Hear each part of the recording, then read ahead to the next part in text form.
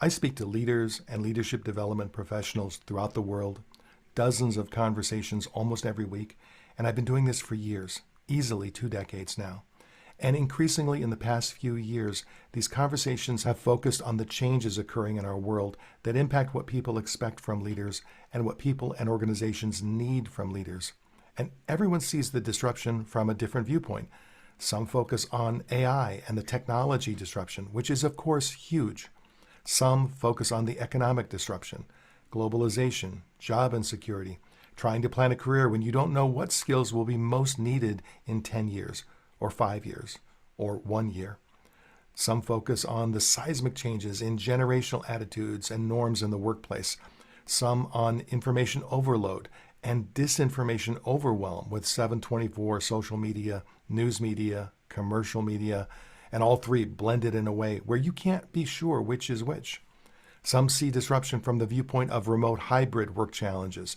Some focus on the difficulty of fostering psychological safety, authentic communication, and creating a sense of belonging that everyone can embrace while DEI efforts are being disrupted and in some places DEI teams are being downsized. Some focus on political and social disruption. And in all of these conversations, at some point I ask, what do we need in our leaders today? What's changed? Because we still need leaders to pull us together and deliver results. But maybe we need them to do it in a different way, a better way, a way that is more attuned to the disrupted times we're living and working in today. Now, if your reaction to all of that is, we just need to get back to the basics of what we know works, roll up our sleeves, dig in, and do the hard work of real leadership and ignore the noise, or if your reaction to all of that is, finally, someone is acknowledging that the world is changing and that great leaders need to evolve with it, in either case, I think the upcoming Leader Talk discussion titled, What's the Optimal Leadership Model for Today's World, is for you.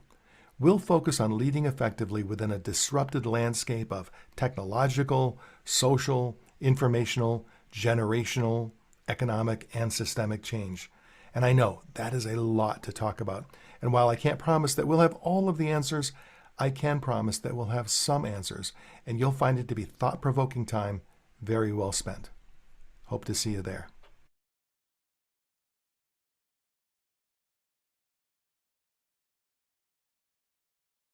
Hello, everyone, and welcome back to today's Training Industry Leader Talk, Developing Leaders Across the Organization, sponsored by Bluepoint, Intrepid Infopro Learning, and Niche Academy. I'm Emma Hamill, Marketing Associate at Training Industry, and I'm thrilled you could be here with us today. Before we get started, I just have a few housekeeping items to go over to help you get the most out of today's program. Throughout today's event, please feel free to keep your chat window open and use it to interact with the speaker and other attendees. If you have specific questions for our speaker, please submit them by clicking on the Q&A icon in your toolbar. We'd also love to hear about what you've learned from today's session on social media, so tag us at Training Industry and share your favorite takeaway with your colleagues and network. At the end of your time with us, you'll notice a short survey will pop open in your browser. We'd appreciate your feedback so we can improve our future events. And as always, all of our sessions are recorded and archived on trainingindustry.com, and you'll receive a follow-up email from us with a link to the on-demand sessions. If this is your first Training Industry event, we'd like to welcome you. Training Industry exists to make connections among learning and development professionals. We offer tons of resources to support your role in L&D through live events like today's Leader Talk, as well as articles on our websites, our magazine, conferences, research reports, and our podcast. You can make Training Industry your go-to resource for learning solutions by visiting trainingindustry.com. And now, without any further ado, it's my pleasure to introduce you to our speaker, Dan Rust. Dan Rust is the head of Infopro Learning's leadership and organizational development practice. He has more than 30 years of experience in helping organizational leaders navigate what is often the truest test of their leadership capabilities, leading others through the most challenging and uncertain times. Dan is the best-selling author of Workplace Poker and writes regularly for several publications on topics of leadership and employee engagement. We're so excited to have you, Dan. And the floor is yours, if you're here. Let's see.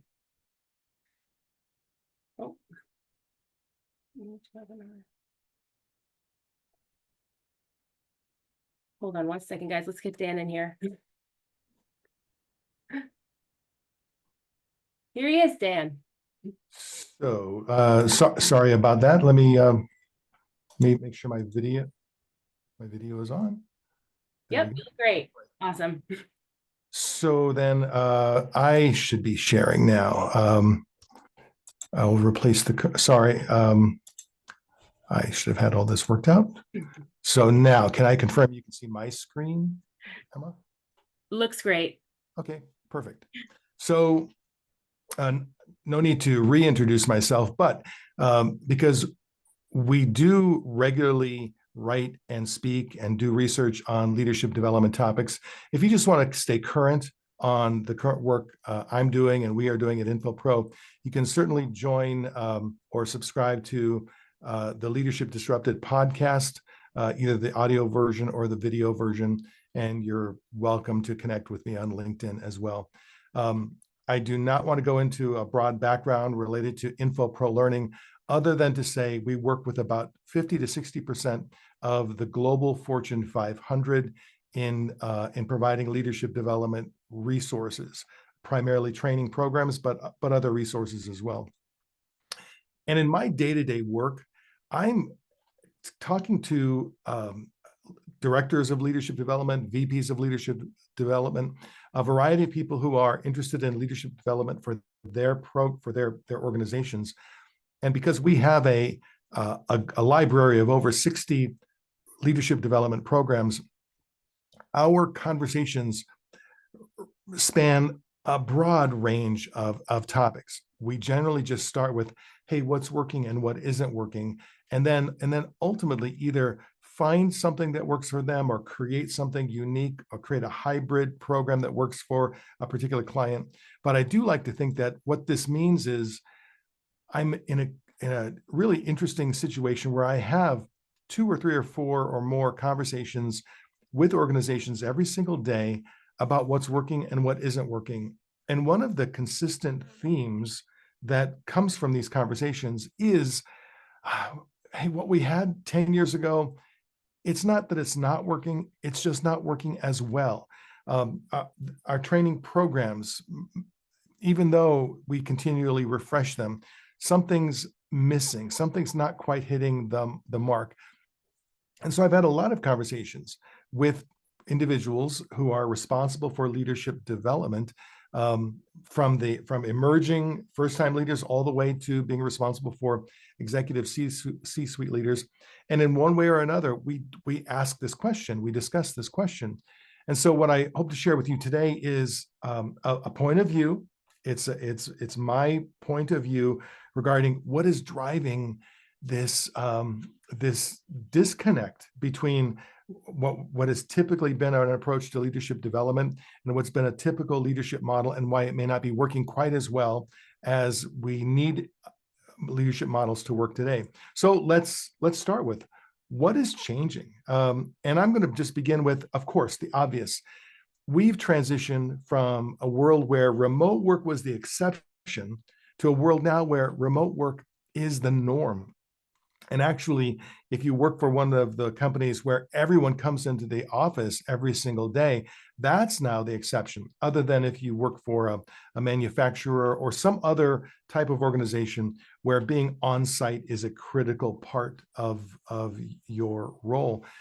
And that has changed employees' behaviors and employees' mindsets toward their own leaders. I just spoke with an individual last week, and he said that they had recently strongly encouraged all of their employees to begin coming back into the office 3 days out of the week. And they were trying to be as gentle about that transition as possible. And one of the things that he observed was that people were coming into the office, but still cocooning in their own offices or in their cubicles. He said, essentially, they're still working from home. They're just doing it here in the office. So there is a permanent or semi-permanent shift in the way that people are interacting with each other. And for a lot of organizations that do have a remote workforce now, the ideal leadership competency model has shifted, because in order to engage with employees, in order to motivate employees, in order to create a connection with employees, a leader with a remote team has to be far more intentional about his or her activities. And we're not going to deep dive into what all of those competencies are or would be. Just want to make the point that a remote hybrid work model has a dramatic impact on ideal leadership competencies. In a typical physical environment, when a leader comes in the morning, he or she sees lots of unconscious cues. They can see, hey, who's working, who's not, who's there, who's not, who's engaged, who's not, who's laughing and smiling and who's not, who's a little sour or glum today, who's not, who's having a good day, who's having a bad day. There are all kinds of unconscious cues that a leader can absorb and see and react to. Whereas in a remote environment, we're blind to all of that unless we really tune in and tune up our attention and become very intentional about reaching out and connecting with people. And that's just one of many disruptions in the work environment. What has been interesting is I've talked to leaders who say they've hired people or hired new employees, and if that employee is coming from a primarily remote environment into an office environment, or vice versa, a primarily office environment coming into a remote environment, they have sometimes underestimated the dramatic shift in culture for that individual. And so again, it's an area where leaders have to pay more attention than ever before. But that's just one of the disruptions. AI has dramatically disrupted businesses, customers, employees. It's minimized or eliminated some jobs. It's created other jobs. But more importantly, for our purposes today, it has started to change the way people interact with their own accountabilities, with their own roles and functions, and how they interact with each other. So AI in and of itself, we could spend hours talking about the leadership impact of AI and overall the digital and technological changes that have occurred over the last 10 years. In addition, there's the disruption of globalization. We've been hearing the term globalization for how long? 20 years, 30 years, 40 years? But it's only post-pandemic, with this convergence of the need to work globally, technology being having the ability to more enable a global workforce. All of a sudden, it's just not that big of a deal to start your morning in Singapore and then go to California and then go to the east coast of the U.S. and then the U.K. and then Eastern Europe and then end in India or APAC somewhere. And the global environment has created, again, dramatic shifts in the way people think and dramatic shifts in what's needed or expected, even if you're a leader whose own team is very cohesive, is in just one part of one geographic area.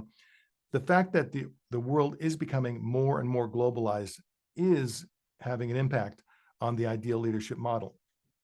And then let's just talk about diversity. There was a time, let's go back 20, 30 years ago, there was a time when diversity meant, hey, we've got a mix of races and genders and sexualities. Diversity now is so much more expansive. Our approach to diversity now.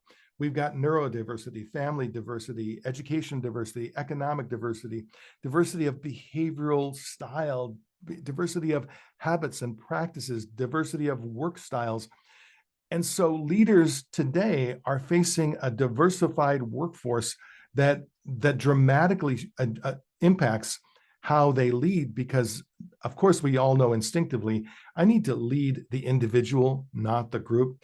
But leading one individual is going to be very different than leading another or another or another. So it adds layers of complexity to the job of leaders today.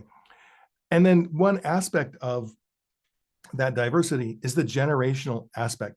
In many workplaces, we have 3, 4, in some cases 5 generations. And while these generations, we think of them distinctly, and I suppose there's a blend between the generations, but the truth is Gen Z is reacting to the workforce or the workplace in a very different way than Gen X. And Gen X is operating in a very different way than the baby boomers. So again, much of the conflict that we see in the workplace and much of the conflict that leaders are experiencing in the workplace has to do with generational variations in terms of expectations of leaders. I had a lady 2 weeks ago. She said, I'm a baby boomer, she said to me, and I'm really struggling with the fact that I have people reporting to me, and some of them seem to need me to be their coach. Some need to be their mentor. Some need me to be their parent. Some need me to be their guide. Some don't need me at all. Some just need me to stay out of their way. And finding ways to work for each of these individual types is very challenging. Again, but that's only one of the disruptions that leaders are facing today.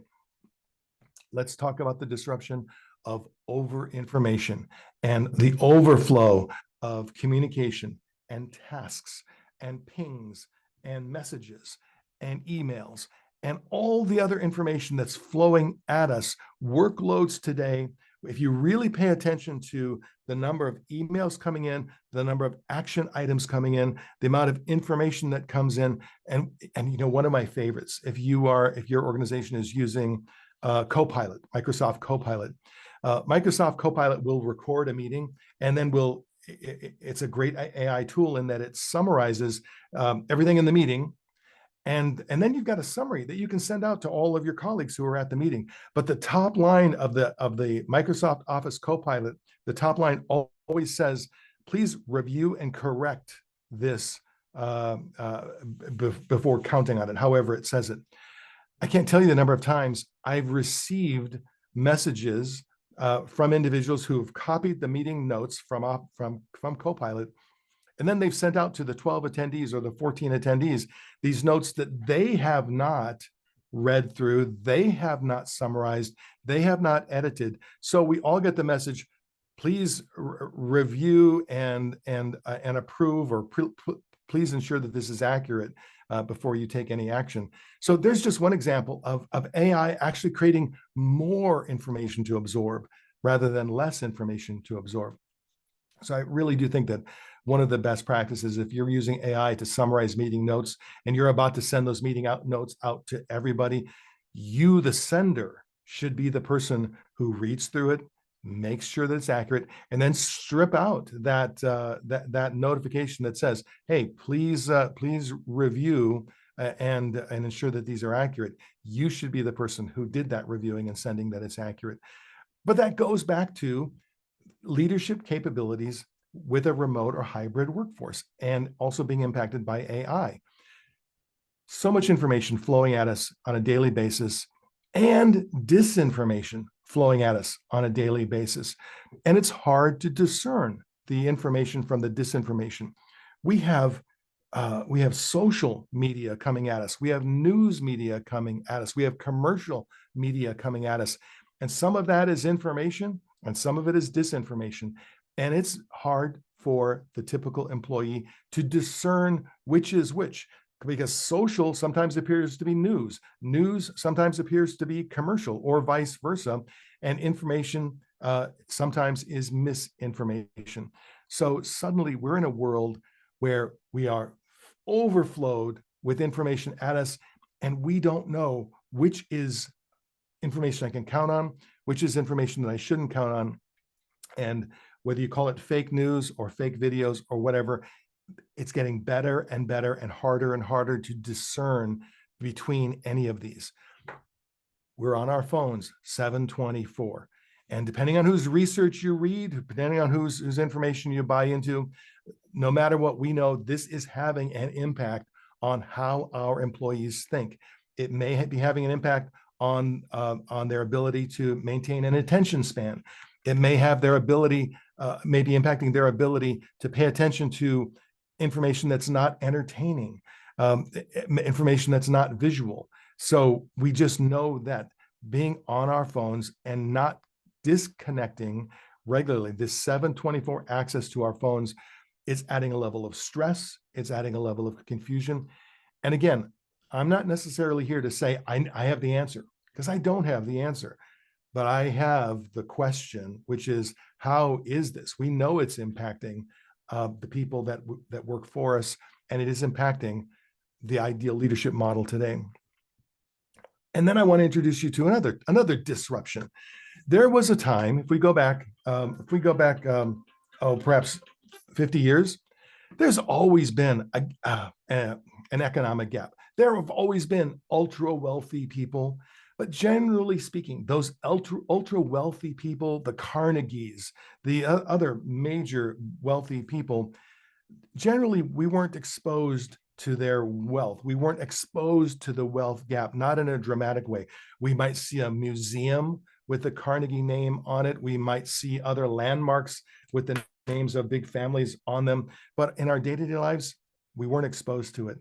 But now today, we have employees who have, in many cases, fairly menial, low-level jobs. And this is actually an employee working at an Amazon warehouse.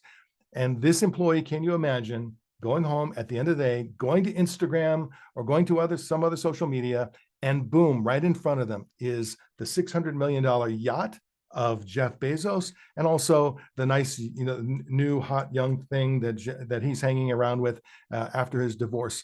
And even post his divorce, you know things that we wouldn't have known 50 years ago. You know that he's still the wealthiest person in the world, or he was at the time, even after he lost half of his money because of his divorce. So suddenly, and let's be clear, I'm not judging having a boat. I'm not judging having a $600 million yacht. Not saying it's right or wrong. I'm saying that the disparity between this person's world and then the world that he sees online is now in his face every single day. And it's not just about Jeff Bezos. The disparity is we see young men and young women whose vision of reality is that apparently every other young man is driving a Bugatti. Apparently every other young woman is a size 2. Apparently everyone else is having an amazing life, and I'm going to work and I'm checking in at 8 o'clock and I'm working my way through because my world is not nearly as exciting as apparently what all these other people are experiencing. And again, I'm not judging it. I'm not saying it's right or wrong or smart or not smart, but it is the reality today that is very different than reality. And I know we've covered, this is a lot of disruption, but we're not done. We're not even close to being done. But if you wonder why younger people in particular have this cynical sense that they don't trust the system, part of it is because the system that's been presented to them doesn't feel like it's working for them. So it doesn't really matter what your political affiliation is or whether you believe the system works or not. It doesn't matter if you as a leader think, well, just keep your nose to the grindstone, just stay focused, pay your dues, do your work, and eventually it'll work out for you. If you get frustrated because younger employees are coming into your business, they're coming to work for you, and within months or even weeks, they're wanting to know what's next. Hey, what's my development path? What's my career trajectory? How am I growing through this job? If it's feeling to you like they are impatient and they want to grow more quickly, part of it is because they don't trust that the system will take care of them if they just do their part or if they just pay their bills. We are all more isolated than ever before. We are all more medicated than ever before. And I am not judging the value or benefits of psychiatric medications, but the fact is that globally, not just in the US, not just in the West, but globally, 15 to 20% of workers are reporting some type of mental health treatment. 10 to 15% of those workers are acknowledging that they are on some type of psychiatric medication as part of that treatment. But in addition to the formal, like prescribed medications, you've got almost 20% of the workforce that's reporting that they have within a 30-day period, they have drunk alcohol or they've used cannabis or some kind of other drug on the workplace. And for the vast majority of them, they will say it reduces stress. They're doing it as an anxiety or a stress reduction mechanism. Anywhere from 5 to 10% of employees are reporting the regular use, meaning once a week or more, the regular use of cannabis in order to reduce stress, reduce anxiety. So you can't tell me that with all of that happening, and I know we don't have corporate training programs that address this, but you can't tell me that this is happening and it's not affecting our employees.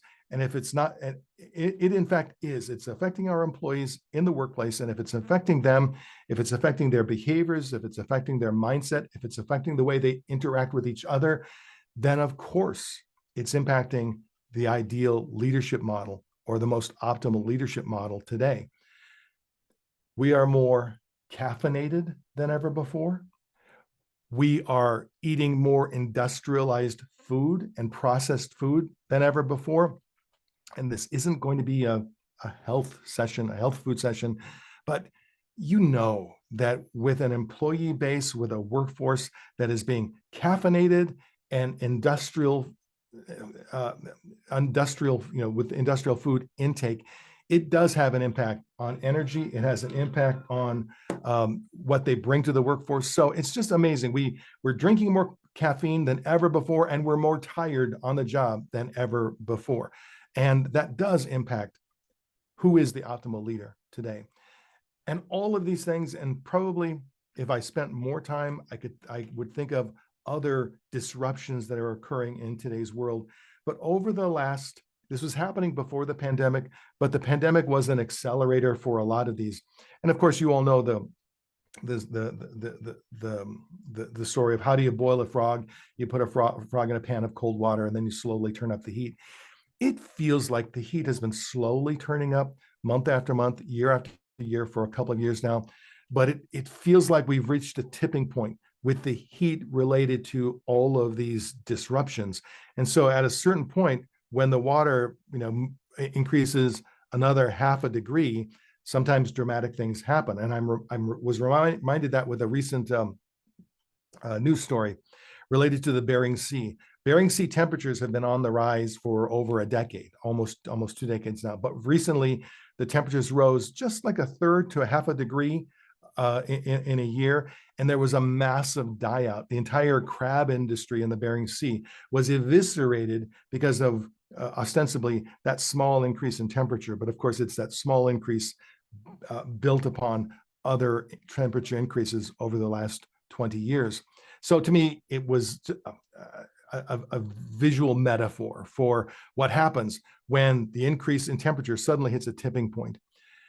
What's also happening, because it feels to me like that temperature is increasing, we're seeing, and these are global photos, we're seeing across the world, we're seeing employees who are frustrated, employees who are angry, employees who are going on strike, employees who are expressing their frustration through violence and through riots and through protests.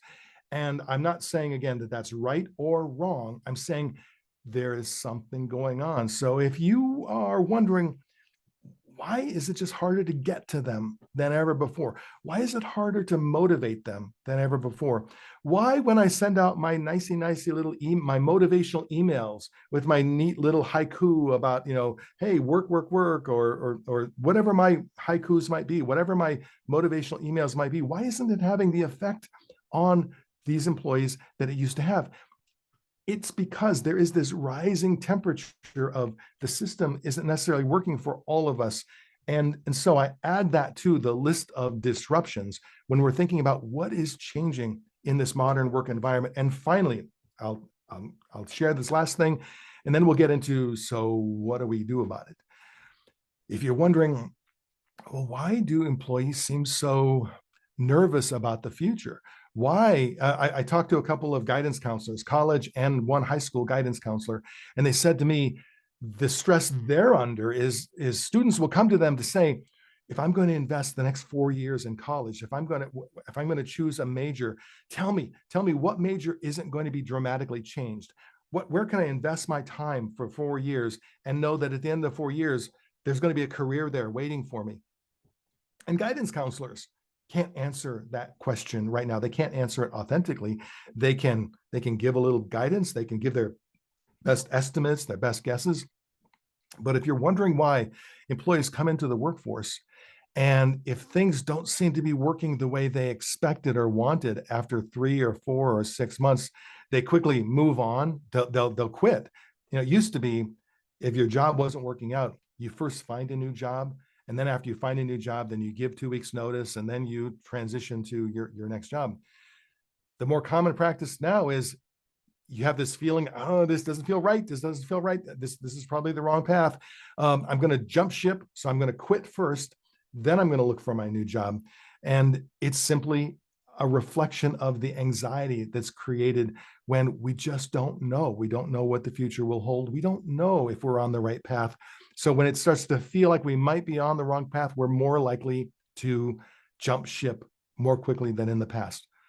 So as a leader, you might be feeling a little alone and isolated, a sense of, well, what do I do about that?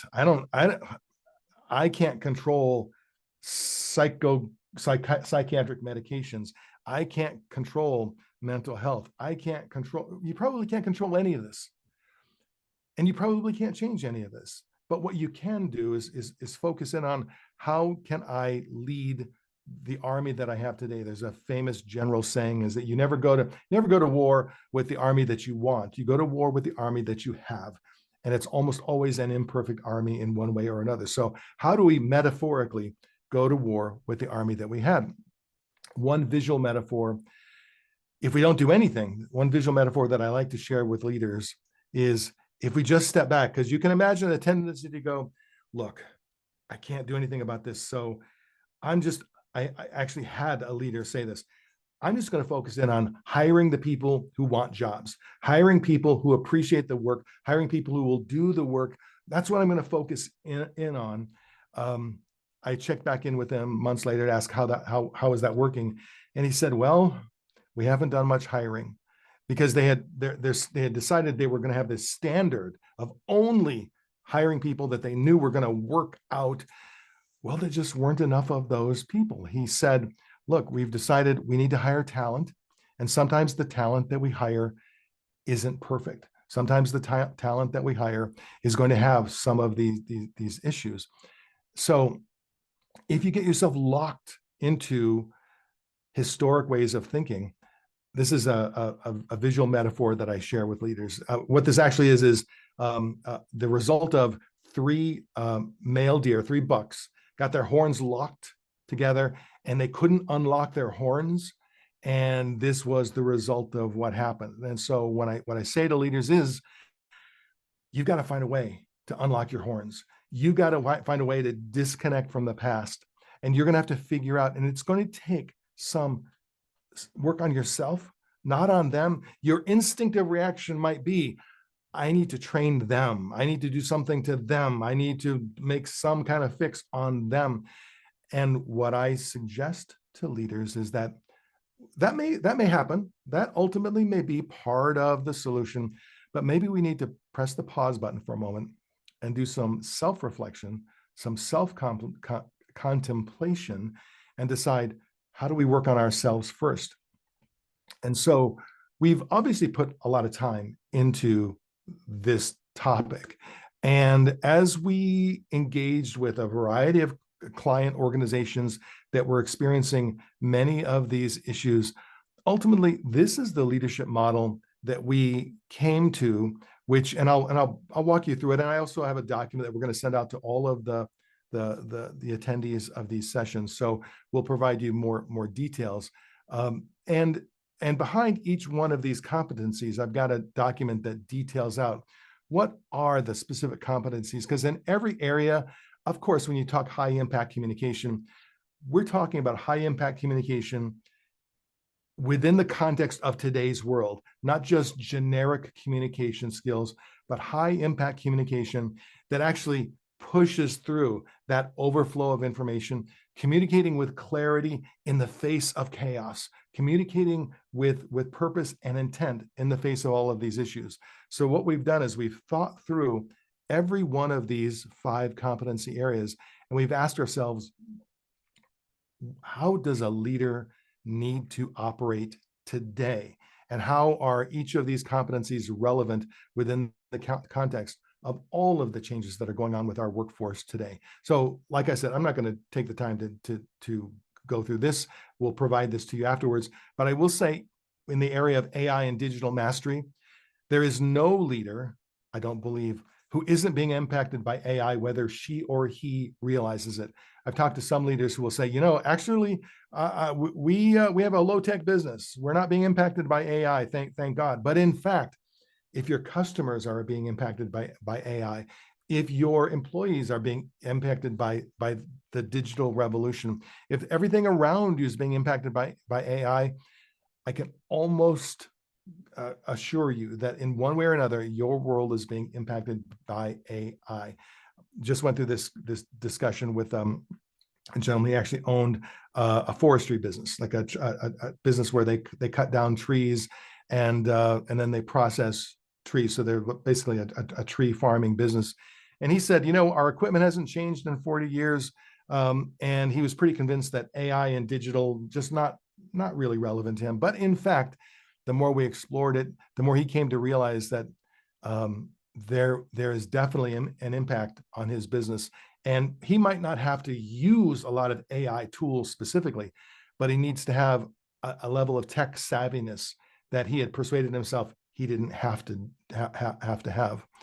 So when it comes to self-contemplation and self-reflection, we've been working on a document that is, and these are just some of the questions from this document. And what we encourage leaders to do isn't to treat this self-reflection document as a check the box exercise, just go in and type in brief answers, but to actually use these questions as prompters for deep reflection, to take the time to think through, how am I, who am I within this new environment, whether you are a leader in your 20s or 30s or 50s or 60s or later.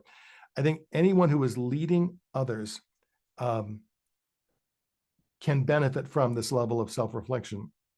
I did have a leader say to me, isn't it true that really the nature of work and the nature of leadership really hasn't changed in 2000 years? Leaders still need to bring people together, still need to create a vision, still need to get their armies to march forward the way it's always been, which is true. And at the same time, it's so not true. It's true and it's accurate, but it's also, a phrase like that can easily be used to keep your horns locked, to say leadership hasn't changed. What it takes to lead others hasn't really changed. And that can easily be a horn locking statement. Instead, I would encourage this level of self-reflection, and we'll forward we'll forward the full self-reflection document to all the participants in this. But I think one of the most important questions in the self-reflection exercise is, how do I know what I think I know? Because, yeah, it's easy to answer. You can answer these questions. You can put some time into this. But if we aren't thinking about our thinking, if we aren't, second guessing our thinking, is our reflection really deep enough to meet the needs of today? So it's one of the most important questions I think every leader should ask is, who do they need today? What kind of leader do they need today? And then how do I become that kind of leader? How do I make that transition? And for some leaders, it's going to be a modest transition. For some, it's going to be huge, but that doesn't mean the transition can't be made. But first of all, you do have to have a strong sense of what is that gap? What is that transition? And as much as we have leadership development programs for cohorts and groups of leaders, I do think for most leaders today, it's going to be an individual journey. It's going to be an individual climb. We can use group trainings to help cross-pollinate ideas, share thoughts and ideas, and reinforce each other. So I'm a big fan of leadership development trainings, but I do think to a large degree, making then this transition for most leaders is going to be a combination of, yes, cohort-based leadership development activities, but then putting in the time and the effort and the energy to make that transition yourself. So with that said, last thing, and then we'll open it up to questions in the last couple of minutes, questions, thoughts, comments. Last thing is we do have, like I said before at the beginning, a broad range. We have 60 plus off-the-shelf leadership programs. Easily 70, maybe 80% of our activity uh, as a vendor partner with our clients is not delivering off-the-shelf programs, but creating hybrids where we may, based upon the client's individual needs, we may take a little from here, a little from here, and a little from there, and create something that's uniquely fit for that particular client and their particular leaders. So I'll leave it at this. Again, this is the nature of the kind of information you'll be exposed to on the podcast, or just connect with me on LinkedIn. But I'm going to open up or look at the chat. And my bad, I'm famous for getting excited about content and sharing a message and then forgetting to look at the chat for questions. So, modalities. The courses are built for on-site delivery and virtual delivery, two very different instructional designs for both of those, but they can be delivered either way. And I'll be honest with you, we have tried to create e-learning versions that are just self-driven, and we can't get the impact from the e-learning versions, that the self-driven type of e-learning experiences. So right now, what we have are virtual learning that's chopped up into 90-minute and 2-hour segments, and on-site courses that are obviously delivered, on-site, typical classroom environment. Appreciate the question. I know we've just got 4 minutes left. Yeah, there was another question in the Q&A panel. You might be able to see it too, Dan, but I think Cami just wants some clarification on those courses, and if they're a series of courses and how they can help solve some of those challenges that you listed in the beginning of your presentation. So here's how I would think about this. I would think of these courses, if you've ever been to a Lego store, think of each of these as their own Lego set. There's the Star Wars Legos, there's the Barbie Legos, there's the Harry Potter Legos, the Raiders of the Lost Ark Legos, and there's no right sequence or combination. There might be some more common sequences or combinations, but I think the key, whether you're leveraging these courses or others, the key is to create a sequence that makes sense for your particular organization. And a lot of times that has to do with the unique nature of your workforce, of your employees. And so I'm sorry, I don't have like a crystal clear, like one solution for that question. Elizabeth says her son just got done making the Titanic with over 9,000 pieces. That's number one, amazing. If you remember back when the heyday of Star Wars Legos, we bought my son the huge set of the Death Star, the gigantic Death Star, and he successfully assembled about a third of the Death Star. And then his dad spent the next couple of months finally assembling the Death Star. And we got it assembled, kept it around for a year, and then sold it on eBay. I have another question for you, Dan. Okay. This is a good one.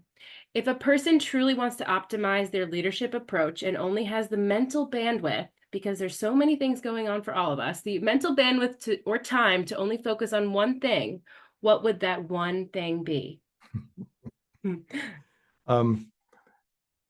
I would back up and focus on your health and wellness, because I hate to give advice to like a generic person that I don't actually know, but I will say, generally speaking, when leaders say to me, I only have the bandwidth for this, what oftentimes it means is the root cause is you aren't eating well, you aren't exercising, you aren't drinking enough water, you aren't managing yourself well, and it feels like you only have the bandwidth for one little thing. But in fact, you might have more bandwidth than you realize if you optimize your health and wellness practices.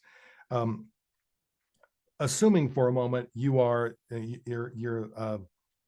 let's say you're uber healthy and you're optimizing all those practices, then I would focus first on self-reflection And I don't mean self-reflection. It's just a throwaway. Like I'm gonna complete a little questionnaire.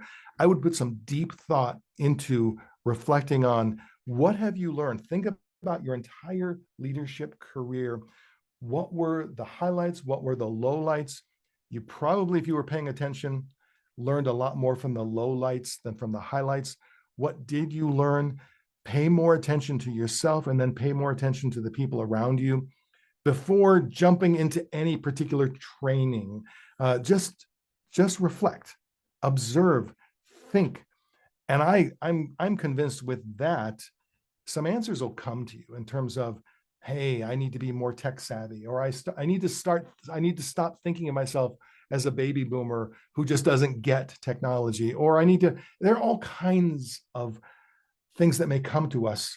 I met a gentleman in his mid 70s a couple of weeks ago who was the most technically savvy person I had met in a long time. He was teaching me about AI, not from a tool standpoint, but from a strategy standpoint. And I asked him, how did this happen? And he said, I decided that AI was the next big thing and I wasn't going to let it pass me by.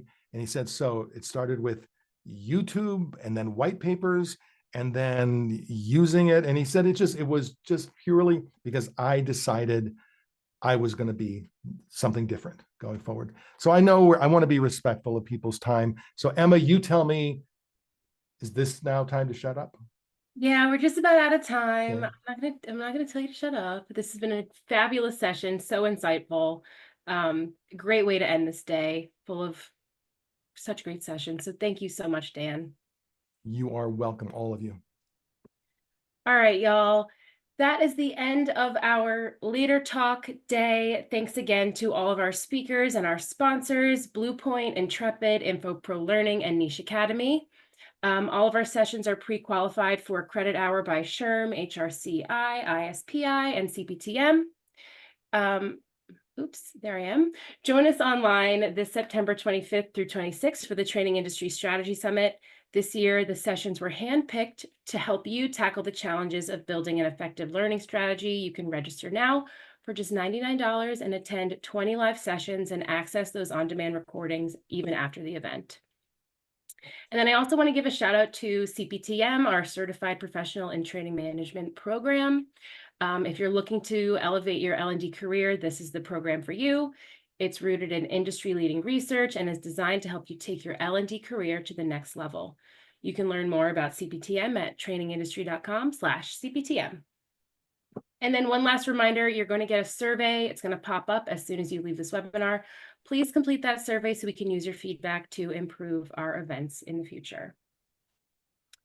And with that, that's the end of our day. Thanks you all for joining us. Until next time, I'm Emma, and I hope you have a great day.